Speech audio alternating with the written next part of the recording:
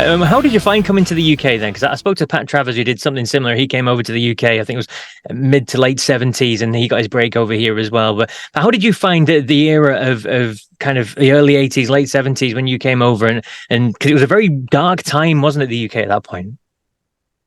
It was a weird time. It was, it was the earliest days of New Album, and it was the crossover. The punk scene was drawing, was dying. It was mutating. Yeah. So that's where you find a band like Motorhead riding that center right there, being punk enough for the punks and metal enough for the metalheads. I remember the first show we did at the Marquee. The room was packed, but with punks, metalheads, skins, and everybody's looking around going, what are you doing here? Because everybody, there wasn't a lot of photos of us. They'd heard some recorded, some tapes or whatever, the rough cuts. I don't even know if Rough Cuts was out yet, but nobody was quite sure what we were. And again, that was that transitional point in the music scene. Yeah. And you mentioned Motorhead there. I mean, they're obviously huge here in the UK. And Lemmy, he spoke really highly of you guys because you did tour with him. You played with him a few times. What was it like being around Lemmy then? Because obviously he's a larger-than-life character himself, wasn't he? Lemmy, I'm getting chills, all right now, because Lemmy, when I think about Lemmy, because my wife has planted something in my head, which is insane, and we'll talk about it. But Lemmy became our savior. We got on a bill at the Wrexham football stadium with Budgie and Tank and a whole bunch of other signed bands, metal bands. Football stadium show it's like our first performance in the UK. Wow. And because of a cancellation, a relationship my manager had with Motorhead's manager, we wound up special guesting. And we were going to go out on stage for the first time in daylight. And this is 1981, 82, I'm somewhere around there. So, the legends of Canville, Anvil being canned off the stage and bottled off the stage at Reading, of Girl being bottled off the stage. Remember Girl because they wore little makeup. This stuff was led for the slightest just idea that any femininity at all. I think Lips from Anvil wore a fishnet sleevelet and played with a dildo, and that was it. Too gay. That's it. We're bottling you off the stage. So now we're walking out in the daylight for the first time. There was actual conversation, not from me, but from my bandmates, about not putting on our costumes and makeup. Okay. I mean, our first song was called What You Don't Know Sure Can Hurt You, and I wrote it to be performed in silhouette, so the audience couldn't see us. So they would hear us first, and then a third of the way through the song, the lights would come on and go, and this is what we look like. And people go, oh, I didn't expect that. But they were already taken in by the band. Now we were going to walk out in broad daylight. And you'll see, if you can see pictures from that day, Mark the Animal Mendoza with his denim vest over the top of his stage costume, sunglasses on, covering up his eye makeup. But I just look, I've had so many fights. I've been wearing, if I was going to take this stuff off, it would have been a long time ago. Lemmy, who I always said recognized the smell of human feces as he walked past because we were shitting our pants.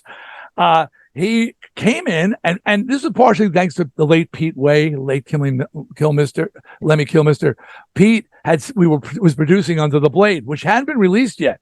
And Pete put a call into Lemmy, who was a mate, and said, hey, man, these are good guys. Take care of them. So, I think besides sort of sensing that we were terrified to go on before Motorhead, because that was a pretty tough crowd. And Lemmy came in, and I was told, he said, because at that time I didn't speak Lemmy, I just heard, and then someone came in. He said, Jill Massey, she worked with his management. He said, he'll bring the band on. The headliner offering an unknown band to come out before his show.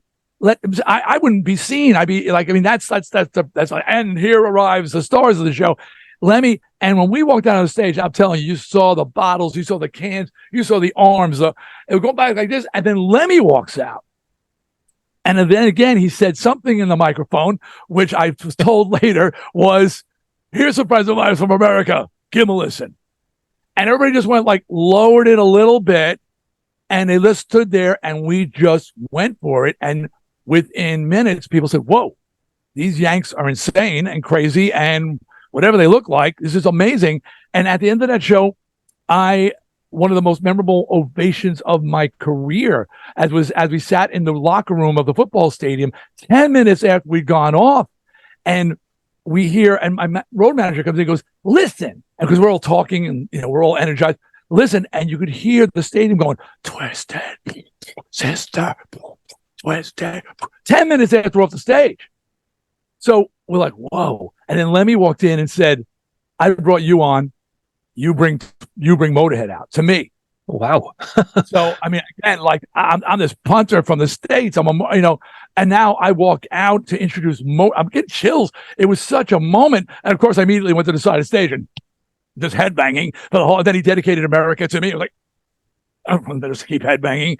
But the thing I was to say about Lemmy just started showing up at gigs, announced, sometimes unannounced. He'd come through the front door of the Marquee Club, and he'd walk in and come in the back room. Let us get down. He'd bring us on. He'd get up and jam with us spontaneously.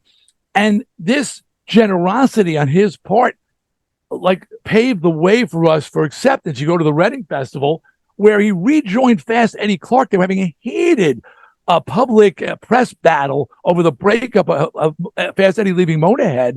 And he comes on stage and joins Fast Eddie and Pete Way and Twisted Sister for the finale of It's Only Rock and Roll, But I Like It at Reading, and helps to just cement our relationship with the UK.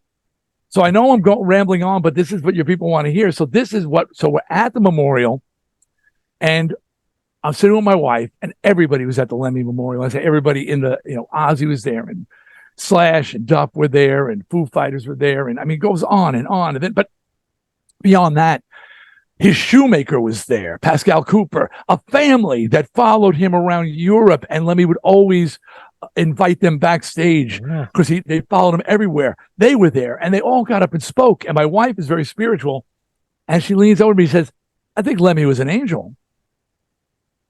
I said, what? She goes, they say that they sent angels down to earth to guide us on our journey.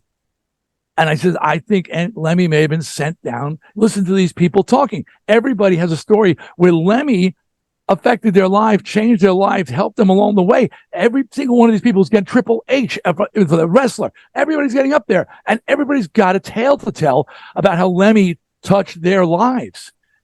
And I said, so you're telling me that God sent down a biker pirate to guide me on my way?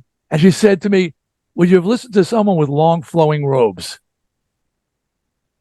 And I just looked at her, and then I listened to the stories people saying. So I'm not the spiritual guy, but that was Lemmy for Twisted Sister. And when I think back on it, he was so there because we had the Under the Blade record. We lost the deal, and he stayed with us. When we did the Tube, him and Robbo came up and jammed with us on national TV again, helping make it one of those moments. And that's when we got our Atlantic record deal. He was always there when we needed him. And he and I remained friends, for his entire life. And I'm honored to have been one.